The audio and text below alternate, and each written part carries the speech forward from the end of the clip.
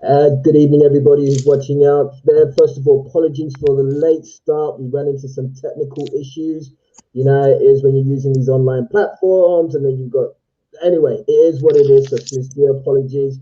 Welcome to another edition of Biz Talk, the Black Economic Empowerment and Business Development Talk Show. My name is Ade Shakoya, and as you know, every week we bring on people who are working within the community and whatever you define as community, small, large, or whatever you want to call it, who are doing stuff to further, to improve the situation of Black British people living in the UK as a main thing. Ade Shakoya from Circulate, and once again, Circulate believes that a community is only as strong as it can have economic independence. And the whole concept behind Circulate is how do we improve the amount of times and the number of times that money circulates around the Black community, hence the name Circulate.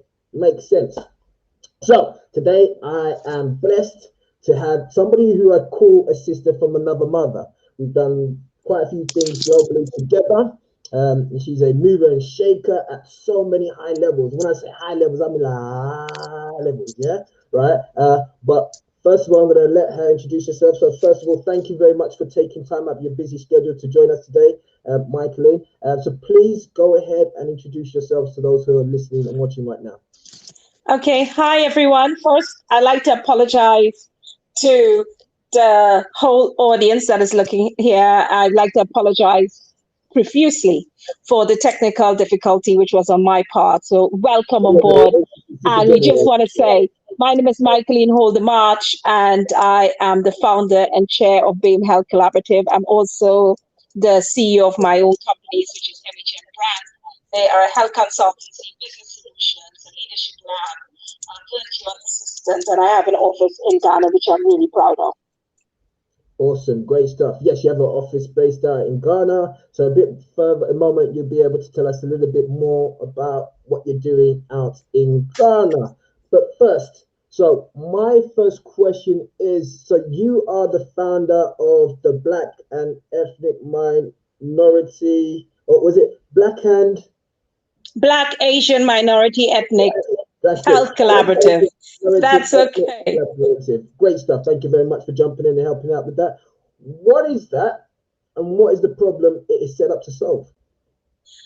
Okay, so BAME Health Collaborative was founded because of the concerns that I've had in regards to communities, ethnic communities accessing health, poor healthcare outcomes, the impact on mental health. As you know, a large proportion of the ethnic minorities are currently who are in jail and having mental health issues, or always sectioned, are more than likely to be sectioned, or in the context of elderly care, the outcome, palliative care, the whole journey. And I was a little bit concerned, and COVID compounded that. And it was decided, after careful consideration, invited on learned colleagues and people from all walks of profession to join us. Because I do believe this is a together approach. Cannot be done by just really being a complainant. We have to be a participant in our care, an active participant. Awesome. So just so for some of the listeners out there, I mean, so we're talking about health here. We're talking about healthcare, which I guess is like NHS, could be private. What is your background in that area? Okay, so I am a proud NHS person. I've been a nurse, I've been a midwife, I've been a director, I've been involved in the CQC, I've been in all different departments, local government, I've worked in all different aspects of that. And so therefore, my wealth of experience I brought to the table in identifying pathways. I've worked in mental health as well as an associate director in mental health. So I certainly, it's not even about me. It's about as an individual within this community, despite the accolades and the beautiful titles that you may have. It's about what you can do to change the narrative. And I think that's where I'm coming from. So I don't really want people to think that you need to be a healthcare professional and you need to be anything other than who you are and what we can do to change the narrative. Look around your own family structure and see what they are what they're suffering from, and what you can do differently. Do you think they're getting the best care that they should receive? Who do you complain to? Is it getting to the right person? How long have you been waiting to be seen? When you say you have an ongoing pain, is that addressed? Do it's about the fundamental questions that you're going to do. And BHC is about self-management, that community promotion. So you know exactly what you need to do to change the outcome for yourself and your families and your loved ones. Awesome. I mean, I love the use of the word outcome because outcomes are fundamental and key to what we do here. But on your website, I noticed that it says there's a reference to disproportionate statistical data showing that health outcomes for the BAME, for the Black, Asian, minority ethnic communities, is significantly poor in comparison to the rest of the UK population. Do you want to expand on that a bit more? I know you touched on it a moment ago when you started talking about mental health and other bits and pieces, but could you expand on that a bit more? What is that? Yeah, what I would say that there is a lot of research that has been done, and I don't want to refute and say, well, it's not quality or it wasn't, but I do think it's still early in the day for us to really get the statistical evidence to support some of the suggestions. So some of the suggestions is a poor background, real social issues.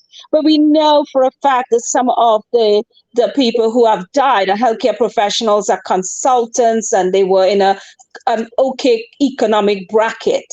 So I think it's still sitting in that gray box. However, we do know that comorbidities, people who are diabetic, we are more likely to be diabetic, hypertension. We do know that your recovery is a bit slow in regards to that.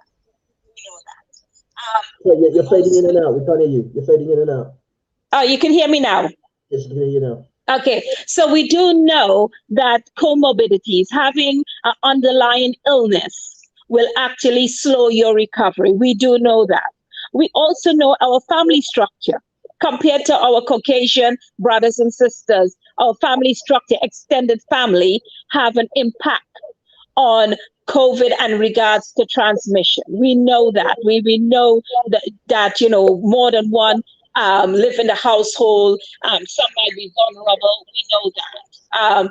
Economics is another factor that we cannot ignore, that most people will do the front line and they do more work, they do more agency work in order to increase their income. So despite COVID or not, they are going out to work, and they're going out to work in high risk areas. For me, more importantly, it is about the COVID information. Because in a very early period, a lot of people didn't understand what COVID is and the impact of COVID. So it was, COVID is happening, but it can't happen to me. Yeah. And it's about understanding your bubble. What is your bubble? Okay, so let me ask you a question there. So here's the one I'm going to have to come in about that bubble thing, because this bubble thing, I don't understand it. Like, I talk to some people, they say like, yeah, you can be in my bubble. And then I talk to somebody else, say, I can be in their bubble. Then I ask people, how many people is allowed in the bubble? I hear 1, I hear 50. I'm confused about this bubble. It's like I'm bubbling all over the place. So somebody's having a bubble. I'm confused. What's a bubble? The basic concept of a bubble is the people that you interact with 24 hours a day. So like you and your sons, they are in your bubble. Yeah, they are in your bubble. Now, the fact is that they would also be in a bubble in their school. So they will have their own bubble in that school environment. Yeah. But when you are going to have Michaelene visiting you for a few hours, I am not in your bubble. You don't know who I've come in contact with. You don't know if I'm asymptomatic. You don't know if I have symptoms that I have not declared to you. You don't know if someone I have been in contact with is positive COVID. have That sounds had a like my kids, positive though. COVID test. That You sounds like don't my know kids, if I've though. had a false negative that will end up being a positive. So the fundamental here is self-preservation is the key. Self-preservation is the key. Knowing your health and well-being, one, knowing your vulnerabilities, two, understanding what COVID is. It is a virus. It's a droplet virus. So the concept of wearing some sort of very thin mask under your nose is not going to save you. Okay. And you might be asymptomatic and carry to grandma because you haven't seen grandma or granddad in a long time. And you carry around some milk or anything at all. But, you are beyond the 2 meters. Look, I'm going to be honest here, right, and say I'm even more confused about the bubble, because everything that you just described about other people in my bubble, I could equate that to my children. They ain't got a clue who they're mixing with. They ain't got a clue how many bubbles they're bopping in and out of. They have no clue who they might have it. So I get confused by it. But I'm not diminishing anything that you're saying here. I'm just confessing to say the whole bubble concept leaves me totally confused. I have no idea how the bubble works. But moving on from that, so I know that they're even saying that, and it'd be good for us to expand on that. So they're saying that there's a 50% higher death rate in the Black, Asian, minority, ethnic communities in comparison to white British people. Okay, and I think you've touched on some of the possible factors there. It could be genetic related. I'm a firm believer, and I'm hoping that you will help me to expand my thinking there, that socioeconomics plays a major part in this. What are other factors, so that we can break it down before people start saying coronavirus is racist? Okay, so I always, say to people there is basically a few, let's just say, qualified evidence that is really worth considering in regards to the BAME communities. And that is our underlying illnesses, some known and some unknown. Example, I was speaking to a lady yesterday and she had no idea she was suffering from high blood pressure. She was going for a TV advert and they had to stop it because her blood pressure was out. It was over 200 over something. So it's about the illnesses that we know of and the illnesses that we don't know that we have. That's the first thing, which put us in a vulnerable state. The second thing is our job type. What type of jobs that we do, and what is our contact and social distancing model in our jobs. For some, they cannot social distance because of their work. For example, nurses, doctors, a lot of healthcare professionals. Yeah. It also is about like bus drivers. We had a few deaths with bus drivers because the number of people that they come in contact with. So we know job type plays a role. We also talk about immunity and your diet. And we know that obesity plays a role as well. And in the BAME community, we do like carbohydrates, including myself. And so therefore, we know that also play a role in regards to your recovery, not getting COVID alone, but your recovery. And that is the most important factor we need to talk about. It's not getting COVID, it's how well we recovered compared to our Caucasian brothers and sisters and everybody else. The other thing is, again, I had stated it before, is the extended family role. And also the different, we are very social group. And that social group still continues to exist despite warnings. So we have to take accountability for our social environment in regards to COVID, where we go, what we do, how do we protect ourselves and our loved ones.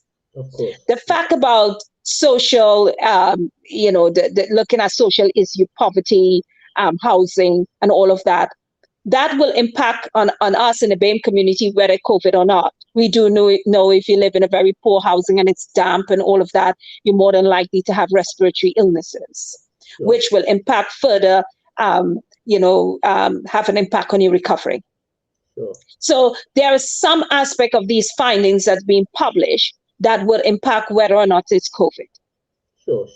But COVID, I say, it's an important time for everyone to realize that respiratory hygiene and hand hygiene is very important. And for the first time, after many years, I'm sure infection control practitioners around the globe, for the first time, is doing a dance. I said for the first time, infection prevention practitioners around the world are doing a dance, because they've been trying for many years to encourage people to wash their hands. And now people know about washing their hands and keeping a hand sanitizer in their pocket. And to do that. And people are washing their hands more often than ever. But now they're complaining about dermatitis. They say, I've got dermatitis from washing my hands. There's always something. It's about us doing a self-care management. And the reason why I wanted to be on your show is because BHC is pushing that self-care management. We need to self-manage our care, what we eat, our exercise regime, our mental health. You realize that you are getting depressed, what you do next. Yeah. You realize your friends and family getting depressed, what you're doing next. You realize that you have a cold. You're not quite sure whether it's an influenza or whether it's COVID. Don't wait until you become very ill to seek help. Yeah. Sure. I mean, and it's that weight factor. You must not wait. We are just as important as other members of the society. Sure. And we sometimes there's something called racism in medicine. It's not talked about a lot, but it exists. Racism, medicine, racism, whatever you like, because there's a perception of how you present about that illness. You know how you present, and that stereotypical view and there's enough evidence to support that will impact on your care and well-being. Of course. So for me, I mean, I guess when I hear that, I agree. There's also a part of me that says, well, if you've got somebody who is in the lower socioeconomic bracket, and we already know the latest research into poverty shows that 50% of Black families live below the poverty line. Then all of a sudden, in terms of eating, well, you don't have many options. You've got to just eat to survive. It's not about eating healthy. Even when you've got a cold, it's like, boy, I've got to go out and work regardless. I don't have the time to just say, okay, you know what, I'm going to give myself recovery. And for me, those are kind of some of the complex socioeconomic things which impact people. And is it really that straightforward for somebody just to say, okay, I'm going to change my diet, I'm going to get exercise more, when the conditions of life, for some people, it's just about survival, right?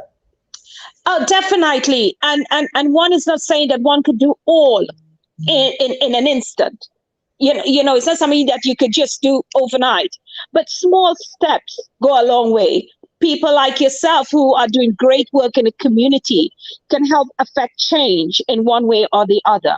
And when we say, we're not talking about going and join a gym or you know, you could do a little up and down your stairs a couple of times a day. If you spend a lot of money on takeaways, it's about cutting back some of the takeaways. If you use a high percent of sugar and salt in your diet, it's about looking at replacements, but still keeping within your budget. It really is a mindset here. It really is a mindset. There has been enough research that goes into that. People say, well, you know, I only have 20 pounds to spend a week on my food for myself and my family. But it's about what you spend that 20 pounds on, rather than you know, buying things that are processed foods. And I think we have to educate ourselves about helping our community to stay away from processed and the quick fixes that we provide, not only for our children but for ourselves. So what I'm hearing there is a bit of yam and cassava. But you know what? It's much healthier that if you go out and purchase, you know, a pizza, you know. Yeah, I hear you, but I mean, like I said, there's lots of people on the poverty line who are living like that, who are not able to afford pizzas. They buy the basics just so that they can cook up something, pasta or something, just to eat, right? And I think that's and I agree, and the people who are above the socioeconomic bracket, yeah, and in the Black community, we have to start, targeting churches, targeting halls, targeting the places that these people go, so that we can help them. If we have our brothers and sisters who are going through this sort of a starvation, one of the things is that they're giving money in the church. I'd rather you keep that money so that you eat better, so you could live longer and you could contribute to society. It's about us doing more than what we do. I agree, and things like food banks and stuff like that, we could be able to assist. But just moving on as well, because just in the interest of time, I know also I think on your website it said something like, was it on your website? I can't remember what I said, but women are 47 times more likely to lose their job during this pandemic. So they're expanding that now. What's that about? Is that like sexism? Hey, listen. What's that? I'm sorry, I'm not being sexist here, but since this whole program of COVID, yeah, women are becoming, although they're working from home, yeah, working from home, just like the opposite sex. But guess what? They're caring for families. Children are rushing in their Zoom calls and their meetings. Men as well. Hello. Men as well. But let's be honest here about the proportion. We're talking proportion. Yeah, I get it. Balancing wheel here. They take on You're fading out. We can't hear you. They're taking on much more responsibilities compared to others. They are the providers. Some of them are multi-homes, caring for their mothers as well as the children in the household, and still working. And that has an impact. And not only that, some of them have accepted reduced hours. Yeah. So as the companies fold, the people who are on reduced hours are more than likely to lose their jobs. Yeah. There is another element to that, and I can't wait for the real stats to come out, and that is why it is our Caucasian brothers and sisters. Why our Caucasian brothers and sisters are. Can you hear me now?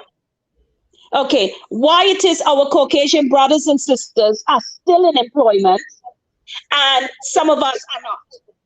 What is it? Is it that we lack the performance that is required? What is the reason for that? And that is something that has to be explored, and there has to be research in regards to that. But what we do know is that the BAME woman end up taking more roles on within the infrastructure since COVID compared to other women, other women of other grouping. So they have more responsibility, taking the children to school, running back, getting on your Zoom meeting. I understand some men are doing it. I'm not saying that some brothers are not doing it, but we do it more. You're right, because I co-parent with my right, and she does a lot more of it, but I still do it. So yes, I totally get that women, and it's just tongue in cheek. I'm not taking away from the women, and yes, I recognize that the majority of women. However, there is something we must accept: protectivism. It happens when there's a recession. It happens all the time, where a certain race start to protect their own because of economics. So that plays a role, and so therefore, especially senior jobs and lower paid jobs, it all depends what strata the job. For the cleaning job, we know who we need. But this job, we know who we need. Is there someone you could train up to do your job? And the problem we have, and I'm really hoping that we could do some promotion in regards to that, is that our community is always used to train everybody else, and then they get our job. Or that person passes and become our managers. Something is wrong with that picture. I get that. I'm quite raw, and I think as time goes on, I get a bit rawer with those things, which is, okay, we know that to be so, right? Let's just accept that that's so. We've been saying the same things for years and generations and generations. I was having a conversation with a friend of mine online today, right? We was talking about the fact that we are having to have the conversation with our young boys about racism in school, in the playground. Oh, no, Johnny doesn't want to play with you because he says you're black. Why do I have to have that conversation? Why does he need to have the conversation with his child about how he needs to conduct himself around the police? The reality is, those things exist, they've existed, and they are so. This is where I kind of take a different view around some people, which is, okay, we accept them to be so. What do we do differently to create the outcomes? Yes, they're Okay. taking the job. Okay, we get it. Yes, there's people who will do protectism, like you said. I'm going to protect my own. If it all comes to scrap, I'm protecting my own first. That's just normal human kind of survival. So let's not make a bit, for me, it's like, why talk about the obvious? Whereas, what can we do to change that around without expecting it to be done for us? That's where I come from on most of these things. Okay, accept it for what it is. It is what it is. It's not new. Exactly. But there's another part of this, and this is about ownership. And you're absolutely correct. What we have to do and must do is start educating our children right at home, playing financial games with them, teaching them financial empowerment in the home. That's the first thing. You know, we complain as well. We're good complainants, but however, we have no banks, we have no hospitals, we have no great academic institutions. Even for us as Black women, we mostly buy our wigs from people who are not from the Black community. The food that we put in our mouth is not, we don't buy it, we don't import it from, mostly it's from other communities. Some communities now are fronting our restaurants. So you walk in, it looks like us, but it's not us who owns it. You know, so if you do an A to Z about what we own in the UK, the BAME community, but talking about Black and Caribbean and Black African community, what do we own? What do we have in the Black and African Caribbean community? What do we own corporate wise to make a difference? So what I say, we've been fighting this war for a long time. Let's get back to basics. What are you teaching your children? What I would like to see, you teach them about health. Health brings wealth. You teach them about financial empowerment. You teach them financial games. You teach them about credit report. Exactly. You don't encourage them to do the usual courses. You ask them to, you explore what it will economically bring them a good livelihood in the future. IT is it. They should be part of the IT world. Of course, I mean, we're going into the fourth industrial revolution, as we are in the fourth industrial revolution. So right now, I mean, that's a key. We might have some time to talk about it right there. And once again, I hear you. Ultimately, I have you might call it a different or an expansive view on that one, which is, and I keep talking about it. Many of you will hear me talking about it every show. You might see it on some of my posts. As a community, we spend 30 billion annually. 50% of the community is living below the poverty line. So that means that 30 billion is coming from the other 50% of the community in some shape or form. We know that money stays within our community less than a day. Schools, hospitals, all those type of things, when I look at the numbers, suggest that actually we could do these things. Now, this is not a putting us down or whatever. It is what it is, and I'm a firm believer we've got to look at what is in order for change to change the things. So I hear you in regards to the jobs. I hear you in regards to the impact on our community in terms of health. I hear you in terms of the number of women who potentially are going to be made or lose their jobs from our communities, which once again, from a complex adaptive system thinking, is going to have more ripple effects across it. The question is, how do we do it? We can make change. However, there is one thing to that. The women and the men who have been made redundant. It's a great time for the cottage industry. We should start buying from them, buying their clothing. If you're a great seamstress, a great barber, we have to actually start supporting small businesses, small Black businesses. We have to start buying from them. We have to show them how to use social media to promote their business. I know their business, you might pay a pound more in their business because guess what? They don't have the money to import cheaply. They have have to buy it at a higher cost. So we have to support them. We also have to give business training according to the background of that person. We have to support small businesses. And I mean from things like plumbing, electrical, painting, all of that. You know, we have to start doing that.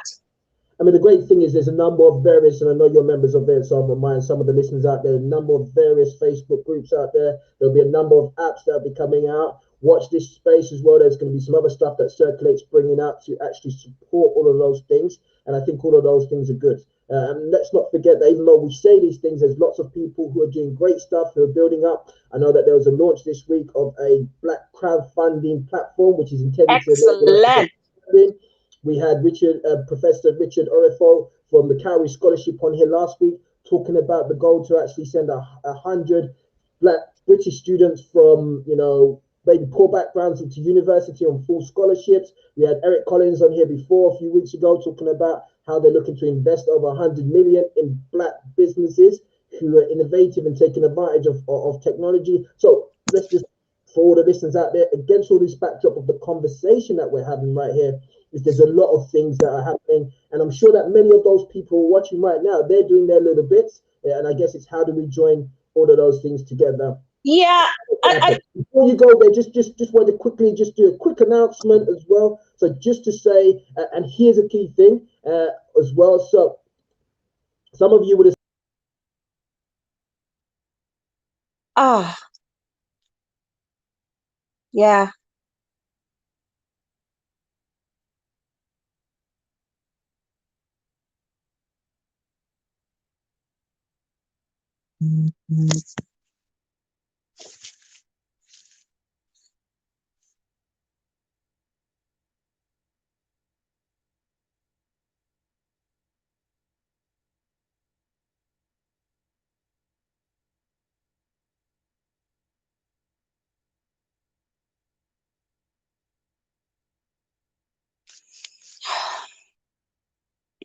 Their parents and everything else, so things can be done. Well done.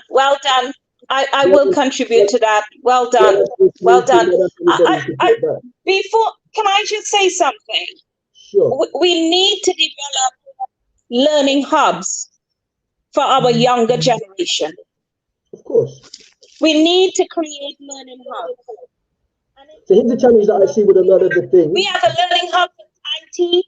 We have a learning hub for medicine. We need to create a learning hub for catering. We need to create learning hubs right across the society so that young people can come in and be mentored by people like yourself and myself and others who can actually impact change. Sure. So what I would then put out is an appeal to anybody in the community. If you have learning hubs, because I'm sure that they exist. I think one of the challenges that we're seeing, but I'm hoping that technology and platforms like this will help us to join it up, is people actually doing great stuff. It's just that they are doing it in isolation. So if you do have a learning hub, whatever type form, please do feel free to reach out to me. So reach out to me on this platform, any of my social medias, DM me. Let's see if we can start connecting the dots, make it a bit more powerful, so it can have more impact, and so we can speed up what we're doing here. And also to take the pressure of those who are working in isolation. Because once they start working with other people, they start recognizing, hey, we can support each other. What I haven't got, you've got, and then we tie those dots together. So just one of the last questions that I really just wanted to wrap up on. We'll try and keep it short and sweet, and then we'll try and finish on a kind of positive note where we can find one. Something that I found out about this week as well is Black women are 5 times more likely to die during childbirth. Now, what is that about again? Is that something to do with genetics? Is the woman's uterus different because she's Black? Is it that they turn up late? What is it? I mean, I'm trying to figure it out. I'm not good at maths. What's that? There's many factors for this. This will be a whole show by itself. Okay, how about antenatal care? Yeah, antenatal care, preconception, identifying, your own vulnerabilities and comorbidities. And I know that you have a professor who's going to come on and going to talk about that. Professor Rotimi is very good at pushing the forefront with this in regards to saving lives of the BAME woman, the Black woman. Size of baby due to diabetes, multiple births. There are so many other factors. And also, we have to do some work with midwives in recognizing pain control. Got it. And when you know, at what point are we going to start looking at women post delivery in regards to, you know, fibroids, bleeding, postpartum hemorrhage? There's a whole lot of clinical factors, and it hasn't changed. But what I would like to sort of implore and beg is that my Black sisters out there is to make sure you get antenatal care. Make sure that you understand whether you're sickle cell, you have lupus. Make sure you check your health before becoming pregnant. And if you are pregnant and you are told to follow certain guidelines, please do. Make sure when you feel unwell, you're seeing little lights or having headaches. Please, when your feet swollen and you feel unwell, don't sit at home. Get help. Get help and demand help as well. The other thing is that sometimes you present yourself and they say, oh, it's not a problem. You go home, it's okay. No, demand to be seen. And also ask for a specialist. That's your right. Say, what is your job? What is your role? I like to see someone more senior because I don't feel well. And that's the one thing we don't do. We don't question the person who is actually giving us care and treatment. Awesome. I mean, thank you very much for that.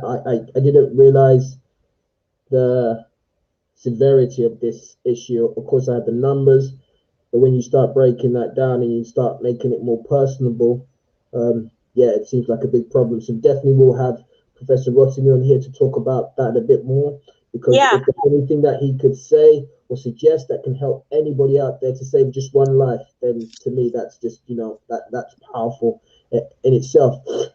We're wrapping up right now, and I really appreciate you taking the time out to be with us. I have a question for you, which is right now we are experiencing major change, right, on so many levels globally, economically, politically, in terms of how we live, we work, we play as a result of this whole pandemic situation that we find ourselves in.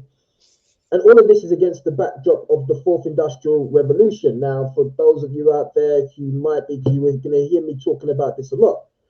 It's important that we understand what the fourth industrial revolution is. So,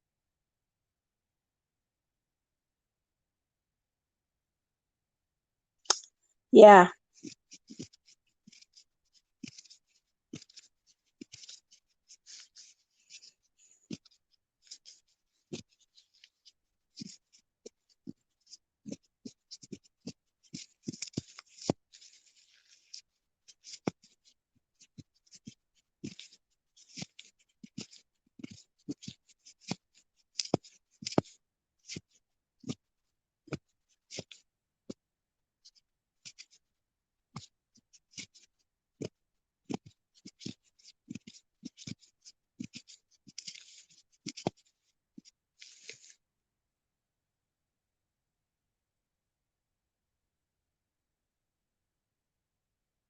in ways that it wasn't before. So my question on the back end of that, Michaelene, is this: how do you see technology and also agile ways of working, so agile ways and lean ways of working, how do you see that helping the BAME Health Collaborative to achieve its outcomes? We are in a time when technology is king. We are in a time where data is king. We are in a time where coding, I want people to actually understand. We have to start getting our communities to understand how to code, to understand the power of data analytics. And data is really what we need to prove that we are at disadvantage and the disparities in health. We need more researchers from the BAME community. We need to embrace, asking technologists out there to develop platforms that we can actually use to hold data about our well-being. Example, in the COVID deaths, how many Nigerians died from COVID? How many Trinidadians died from COVID? Even if you do a FOI in regards to that, the freedom of information, you can't specifically get that. You just get Afro-Caribbean or a very general. We need to start doing we need to start having some sort of interoperability in regards to other platforms. We need to actually have our own scientists who will be able to use technology to our advancement. We cannot run away from technology. Okay. If we don't know it, we need to get educated, or else you're going to be left behind. Economically, power of money is technology. What you eat is now being created by the best technological platform. What you see on television, it is ruled by technology. Even reading newspaper, now you have so much, it's on your phone, it's technology. Your health and well-being is held on from Fitbit to your phone. That is the future. The future is very paperless. The future is now, and the future is paperless. And you have to get on board. You don't have a choice, or you'll be left behind. But that's the bottom line, really, isn't it? I mean, over the last 10, 15 years, I've been working with organizations like yourselves, which is helping them to prepare themselves for the fourth industrial revolution, helping them to be able to be ready for digital transformation. And for me, it's just seeing how the COVID situation, which was unpredictable, has just brought all of those 10, 15 years worth of stuff together. And you're just like, aha, now I see how it becomes useful. And that's the reality of the world that we live in. Everything is connected. And once again, it's same thing that you're talking about there. It's all about data. It's about getting feedback. It's about using the right metrics to make the best decision, not just going on gut or knee-jerk responses, no more using data. That's why everything is very much data-driven. But also, in addition to that, we need academic people, but people who can take advantage of the technology.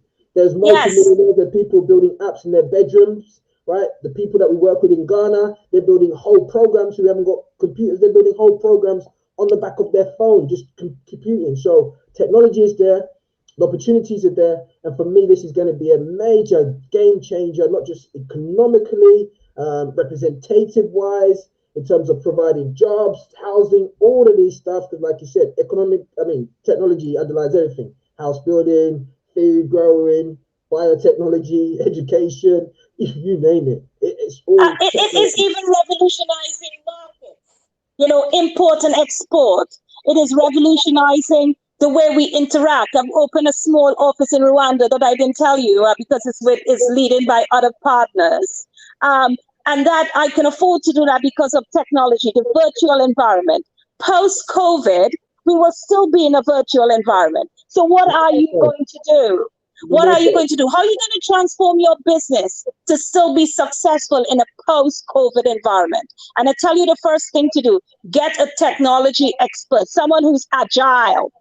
You need the agile experts to actually help you to upscale your business in this world. If you don't know how to do that, you will be operating a very ancient system in a very modern world, and it will be doomed to failure. That your profit margin would be very small. You would not be able to afford the things that you really like. Even cars. Now, the technology in cars, you need training manuals to really, if you get one of these modern cars. You really do need to understand that data is king. Data is king. It is indeed. And like you said around cars, it's like what they say about Tesla. Tesla is more of a computer than it is a car. It's actually a computer. That's what it is. It's a computer on wheels. That's how they talk about it. Right, we're just coming to the end of the show right now. Really appreciate what you shared. I believe that it would have impacted some of the listeners and given them some new things to think about, and also some things that they can take away that they can utilize in their own health. in wrapping up, what one last thought would you like to leave the audience with? Okay, BAME Health Collaborative launches on the 27th, which is Friday at 6:30. It's on Eventbrite. We also will be having an auction, and we also will be having you as a speaker for whatever time. And we also will be having a quiz. It is a great time to meet some of our ambassadors, our special advisors, trustees, and supporters across the board. But my last important message is two things, really. We are all important, and please do not let your status quo stop you. Yeah, stop you from helping your brother man. Please don't let your accolades and your position, your job position, stop you from helping your brother man. We all need to help each other during this time. Look at your neighbors, look at your friends and family, see who's struggling and how you can help. Mental health and well-being is important. That's the first thing. The second thing is get educated. It's not too late. COVID is a great time to retrain. There are lots of free programs. There's a lot of free training. If you have a business, get agile. And I'm sure they will be able to help you in that. Get agile. I'm serious. You need to understand Scrum, agility. You need to understand that. I didn't understand it. And when I did, I wish I'm kicking myself now. So I really want you to do that. And let's work together for the betterment of the BAME community, especially the Black community. Let's work together. We are too divided. Together we stand. Divided we definitely fall. And to families, you need to stand with your family. Women who are married, men who are married, take care of your children. Teach them, empower them, and let them be able to walk in any environment knowing that they're unapologetically Black and beautiful. Awesome. A very powerful end statement there. And thank you very much for that. So once again, I really appreciate you taking time out. Looking forward to joining you tomorrow for the launch of the BAME Health Collaborative. So for everybody watching right now, you can see where the website is. So just go down there, go up to the website, and make sure you come along. And as you heard there, these are just platforms. Okay, it's not about ownership. It's not about anybody. These are just platforms which are intended to enable us to come together and collectively bring our skill sets and our ideas to platforms with other people to look at how we can actually start utilizing our intellect, our experience, our finances, our time to build our communities. We built the pyramids. We built so many other things in the past. Ain't nothing stopping us. It all starts here. Do you know what I mean? We have everything that we need. So that's why you hear me sometimes say, yeah, I get all the obstacles out there, but they're out there. And as far as I'm aware, nobody ain't going to move them for me. So yes, what do? That the bottom line is we have the ability to move these things. And going back to Michaelene's point, I think, yeah, we need to move beyond the narratives that we're hearing out there. Just do for self, right? And let's remember, doing for self doesn't mean excluding anybody. Doesn't mean excluding anybody, but it means we're just looking to self for the solutions that we hold. That's my firm belief. So once again, sister, really appreciate it. Look forward to joining you tomorrow for the launch. For all the audience out there, if you can make the launch, please do as well. Spread the word, and thank you for joining us. And we will see you again next week. So until then, take care. Stay COVID safe, people, please. Definitely so. Cheers. Bye. Thank you.